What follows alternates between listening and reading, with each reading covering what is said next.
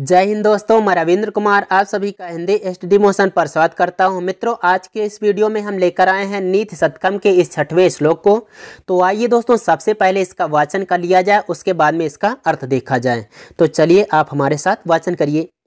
व्यालं बालमृडाल तंतुभिरसौ रोद्धुं समोजृम्भते छेतुं वज्रमणिं सुरीशकुसुमा प्रान्तेन सन्निह्यते माधुर्यं मधुबिन्दुना रचयितुं क्षाराम्बुधेरिहते मूर्खान् यः प्रतिनेतुमिच्छति बलात् शोक्तैः सुधा सिन्धुभिः।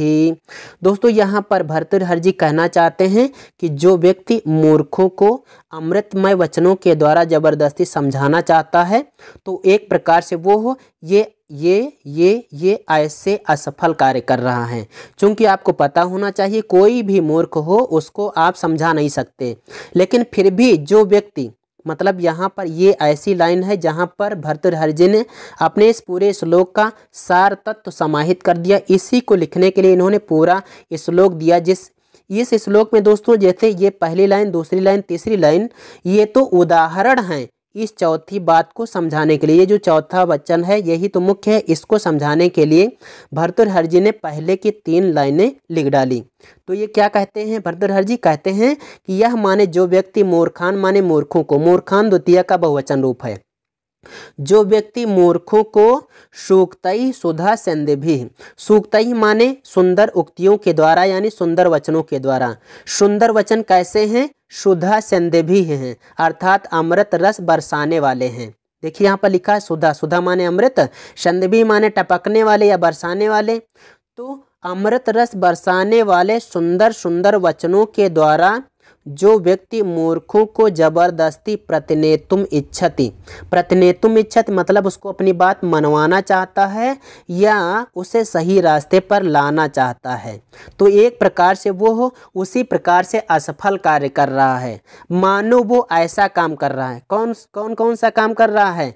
लिखा है व्यालम बालमृडाल तंतुभिरसौ। देखिए यहाँ पर लिखा हुआ है बाल मृडाल तंतुभिः, यहाँ से संधि विच्छेद करें, पीछे हो जाएगा इधर असौ।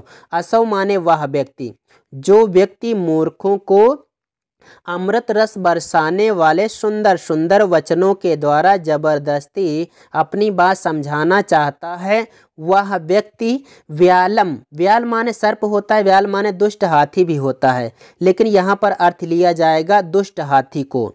तो वह व्यक्ति जो मूर्खों को अमृत रस बरसाने वाले, अमृत रस टपकाने वाले सुंदर वचनों के द्वारा जबरदस्ती अपनी बात मनवाना चाहता है, वह व्यालम माने हाथी को, वो भी दुष्ट हाथी को, बाल मृडाल तंतुभिः, बाल माने नए नए, मृडाल माने कमल के, तंतुभिः तंतुओं से यानी रेशे के द्वारा, रेशों के द्वारा, वह व्यक्ति दुष्ट हाथी को नवीन कमल नाल के तंतुओं के द्वारा यानी रेशों के द्वारा रोद्धुम समोजृम्भते रोकना चाहता है। एक चीज देखो, दुष्ट हाथी हो या साधारण हाथी हो, उसको आप देखे होंगे जंजीरों में कसकर रखा जाता है, लेकिन जो व्यक्ति मूर्खों को समझाना चाहता है ऐसे ऐसे वचनों के द्वारा, वो व्यक्ति मानो ऐसा कार्य कर रहा है। वह क्या कार्य कर रहा है? वह दुष्ट हाथी को नवीन कमल नाल के तंतुओं के द्वारा, रेशों के द्वारा रोकना चाहता है, यानी उसको उसमें बांधना चाहता है। और क्या करना चाहता है? मानो वह शिरीष कुसुम प्रांतेन, शिरीष एक फूल का नाम है, पीछे लिखा है शिरीष कुसुम प्रांतेन, शिरीष फूल के प्रांतेन माने छोर के द्वारा। आप जानते ही हैं फूल होता है, फूल का जो किनारा होता है उसके किनारे के द्वारा वज्रमणिम छेतुम, वज्रमणिम मतलब हीरे को, छेतुम सन्निह्यते छेदना यानी काटना, सन्निह्यते चाहता है। वो क्या काम कर रहा है? असो यहाँ से ले लो। वह व्यक्ति एक प्रकार से मानो शिरीष कुसुम यानी शिरीष के फूल के छोर से हीरे को भी काटना चाहता है। अब ये जो शिरीष लिखा हुआ है इसका उल्लेख अभिज्ञान शाकुंतलम और मेघदूतम में मिलता है। आपको पता होगा ना, आपने पढ़ा भी होगा।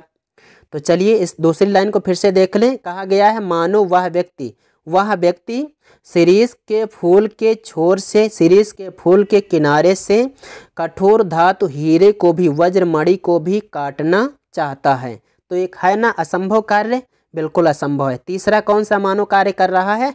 मानो वह दोस्तों क्षाराम्बुधि है। क्षाराम्बुधि, क्षार माने होता है खारा और अम्बुधि माने होता है समुद्र। तो वैसे अम्बुधि माने समुद्र, अम्बुधि कैसा होता है? समुद्र कैसा होता है? खारा होता है। लेकिन इसमें भर्तृहरि ने लिख दिया क्षाराम्बुधि, मतलब कहीं आप ये ना सोच जाओ कि कोई ऐसा समुद्र हो जो मीठा समुद्र हो। तो ऐसे क्षाराम्बुधि है मतलब होता है खारे समुद्र को भी मधु बिंदुना माधुर्यम रचयितुम ईहते। वह व्यक्ति मधु बिंदुना, शहद की एक बूंद से, मधु बिंदुना तृतीया का एक वचन रूप है, तो वह शहद की एक बूंद से क्षाराम्बुधि माने खारे समुद्र को भी माधुर्यम रचयितुम ईहते, मधुर करने की रचना करना चाहता है, अर्थात वो मधुरता लाना चाहता है। फिर से देख लो इस लाइन को। यहाँ पर कह रहे हैं कि वो व्यक्ति मानो, जो व्यक्ति मूर्खों को अमृतमय वचनों के द्वारा, अमृतमय उक्तियों के द्वारा उसको जबरदस्ती मूर्ख को समझाना चाहता है ना, वो व्यक्ति मानो एक प्रकार से शहद की एक बूंद से खारे समुद्र, विशाल खारे समुद्र को भी मधुर बनाना चाहता है। उम्मीद करते हैं कि आप इसको समझ गए होंगे। आइए एक बार इसके पूरे श्लोक का अर्थ बता देते हैं। यहाँ पर कहा गया है कि जो व्यक्ति मूर्ख व्यक्ति को, जो व्यक्ति मूर्खों को, द्वितीय है ना बहुवचन, यहाँ पर बहुत सारे हो जाएंगे। तो जो व्यक्ति मूर्खों को अमृत रस से युक्त, अमृत रस टपकने वाले सुंदर वचनों के द्वारा जबरदस्ती समझाना चाहता है, मूर्खों को समझाना चाहता है, उसको सही रास्ते पर लाने की कोशिश करता है, वह व्यक्ति मानो एक प्रकार से दुष्ट हाथी को कमलनाल के रेशों के द्वारा रोकना चाहता है।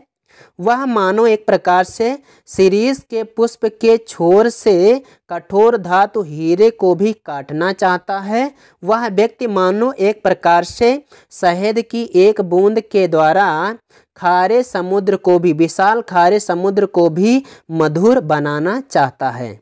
उम्मीद करते हैं दोस्तों आप इसका अर्थ समझ गए होंगे।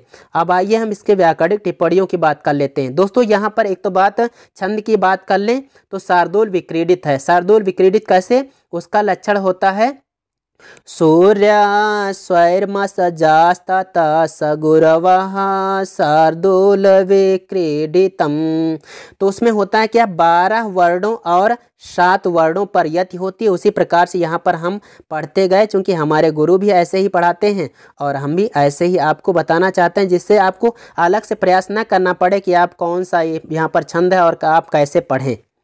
तो यहाँ पर छंद हो गया शार्दूल विक्रीडित। दोस्तों इसमें अगर अलंकार की बात कर लें तो इसमें निदर्शना अलंकार है। कौन सा? निदर्शना, चूंकि इस बात को कहने के लिए यहाँ पर ये 3 उदाहरण दिए हैं यहाँ पर, ठीक है। अगर हम यहाँ पर बात कर लें, ये है क्षाराम्बुधि ईहते, क्षाराम्बुधेः षष्ठी का है, षष्ठी एक वचन, क्षाराम्बुधेः ईहते।